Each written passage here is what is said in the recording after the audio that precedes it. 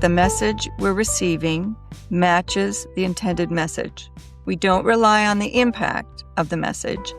We rely on the intention of the message.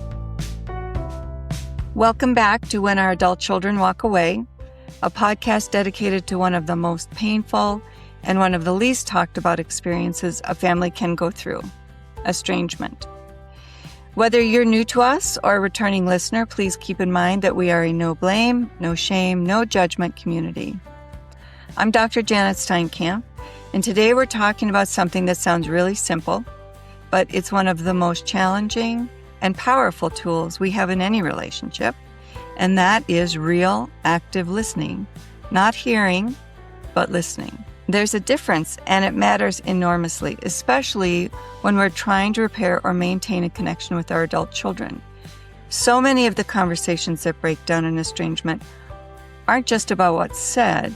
They're about whether the person felt seen and whether what they said mattered.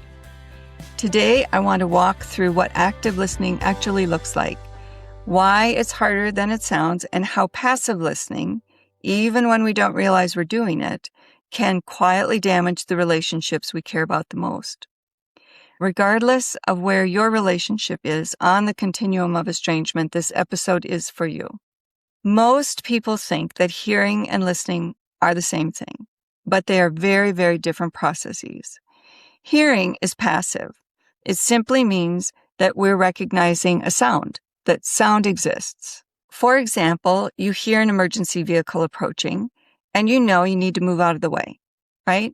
You hear the difference between an electric car and a gas-powered vehicle.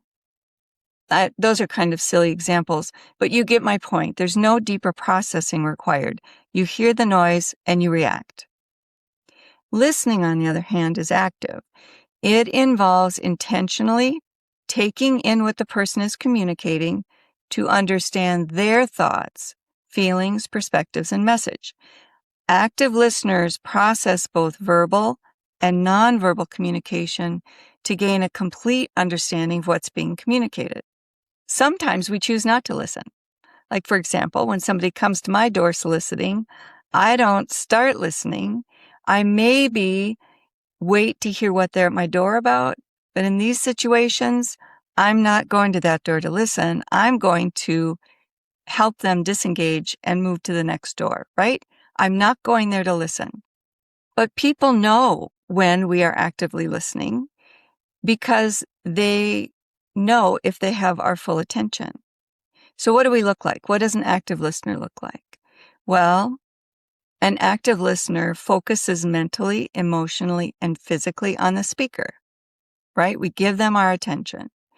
We avoid the distractions like the phones, the emails, the multitasking, the loud music in the background, the neighbor who's mowing their lawn. Whatever it is, we tune those things out and we focus on the person who's speaking to us. We wait until the speaker finishes before we formulate a response. The response is formulated in the pause between what the speaker is saying and when we start speaking. We pay attention to both words and the nonverbal cues. The active listener, when we are actively listening, we demonstrate engagement through appropriate eye contact, our facial expressions, and our body language. When we respond with openness, honesty, and respect. That is, honest, active listening. Most of us can immediately tell when somebody is not fully present. I'll give you some examples, but you know what I'm talking about. You hear the keyboard in the background when you're on the phone or in a Zoom meeting. Someone asks a question and they walk out the door or out of the room. A person checks their phone repeatedly during a conversation we're trying to have. Even when they say, I need to watch my phone, I have a call coming in, we know we do not have their undivided attention, right?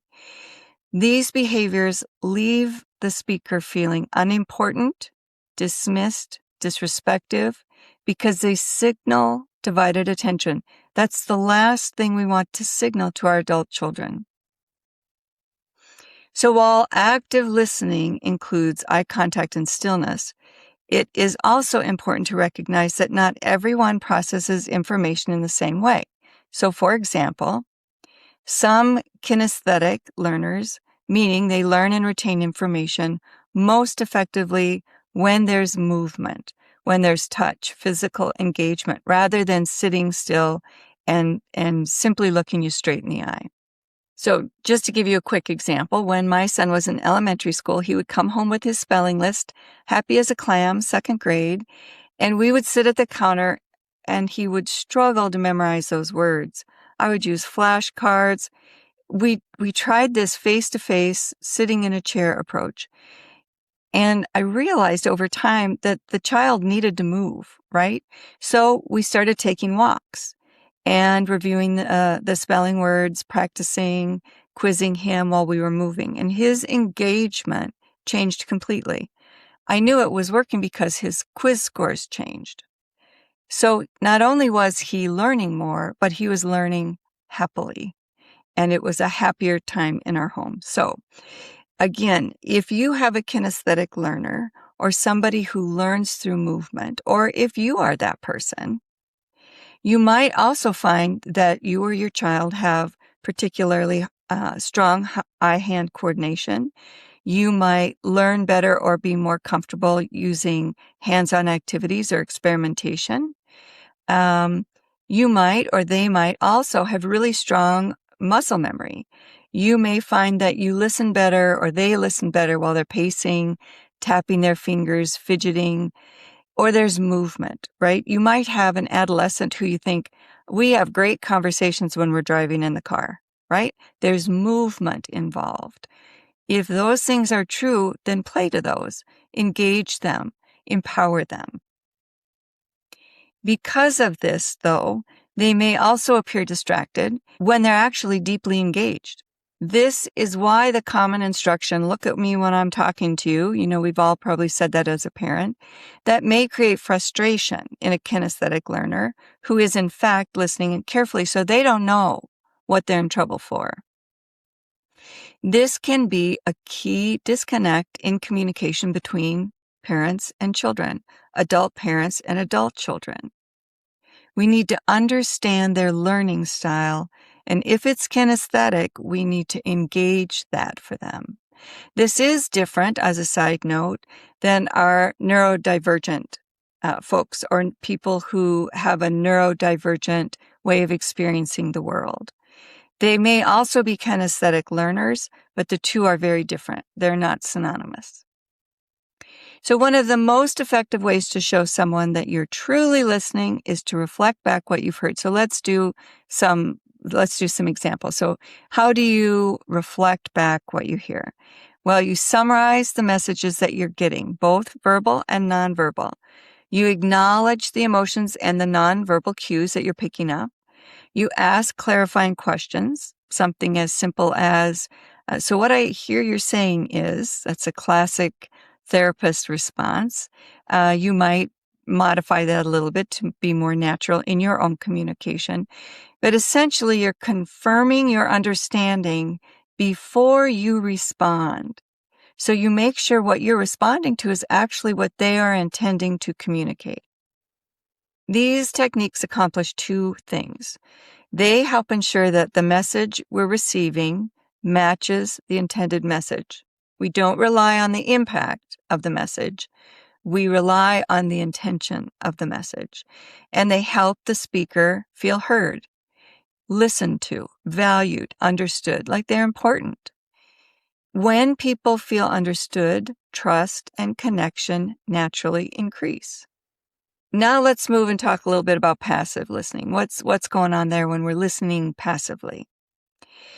Passive listening occurs or it happens when we hear words without truly engaging the message. We're not integrating the nonverbal, that 80%, 75 to 80% of communication with the spoken words, which, 25% of communication at best is spoken. So if we're scrolling through social media during a conversation, checking messages or responding to notifications, if we're listening in the background to the people sitting at the table next door in a restaurant, if we're looking over the shoulder of the person who's talking to us to see what's going on behind them, watching TV, reading, gaming, the list goes on, right? If we're doing those things while someone's speaking, we are listening passively. We can acknowledge that they're speaking, but we're not hearing or listening for the full communication. A friend of mine says to her husband, "If my lips are moving, I'm speaking to you and you need to be listening," which I think is hilarious. So if we're looking away, checking the time, we are disengaged, and our speaker knows that, right? The person speaking to us knows that. Passive listening also happens when we listen only long enough to get the information we're looking for to formulate a reaction or to react. So when we're preparing to defend ourselves, to enter into a debate, explain, argue, or to prove a point, we often stop listening before the speaker's done communicating. In those moments, we're listening to react rather than listening to learn and respond intentionally. So, again, it sounds really easy when you think, oh, I'm going to listen actively. It is more complex, and active listening is intentional. It's a practice of fully engaging with another person to understand their thoughts, feelings, perspectives, and the meaning they intend to communicate. It requires our attention, curiosity, our respect, and it requires recognizing that active listening looks very different from person to person.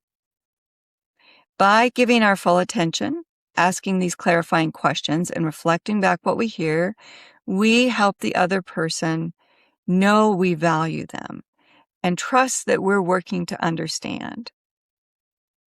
Strong relationships, whether they're with our family members, our friends, our coworkers, people at the grocery store, and most importantly, our estranged loved ones, we depend on this ability to listen with the goal of understanding rather than simply waiting for our turn to speak. So here are the key takeaways I'd like you to consider. Hearing is passive, listening is active. Active listening seeks to understand, not simply for information. Effective listeners pay attention to both verbal and nonverbal communication. Active listening requires full attention and engagement. Kinesthetic learners may listen best while moving or while there's movement involved in the conversation. Summarizing and asking clarifying questions strengthens understanding, not nosy questions, clarifying questions. Listening to learn creates connection. Listening to react creates distance. People feel respected, valued, and understood when they are truly listened to. Active listening is a skill, and like any skill, it takes practice and intention. If you know me and you've listened to me in the past, you know what I'm about to say here. Practice often, and practice in conversations that don't include your estranged adult child. So when those conversations come, you're ready. For me, I practice, you know what's coming, in my favorite hardware store, in the paint department, where people cannot listen to instructions, right? They don't hear me. So that's where I practice, so I can engage them. Practice where it works for you. Remember, the people you know and love know when you're listening, truly listening to them, and they know when you're not. If there's one thing you can do this week, let it be this. The next time you're in a conversation that matters, put down your phone, stay in the room, and listen to understand. It's a small shift, and it can make an enormous difference. If today's episode resonated with you, if it was helpful to you, please share it with someone who needs to hear it. You'd be surprised how many people in your life are quietly struggling with these same things. And if you haven't yet, please subscribe to our brand new YouTube channel at Dr. Janet Steinkamp. And follow the podcast wherever you listen so you never miss an episode. If you're looking for more personal space to ask questions and work through what you're navigating, I'd love for you to contact me so we can schedule one-on-one coaching. If you'd like to continue this conversation or talk about other topics that we visit in this podcast, feel free to join us. I'd love it if you did over at the office hours. You can find all the details and register at whenouradultchildrenwalkaway.com. Thank you so much for listening today and for being a part of this community. Take good care. Remember, you don't have to carry this alone. And I'll see you next time.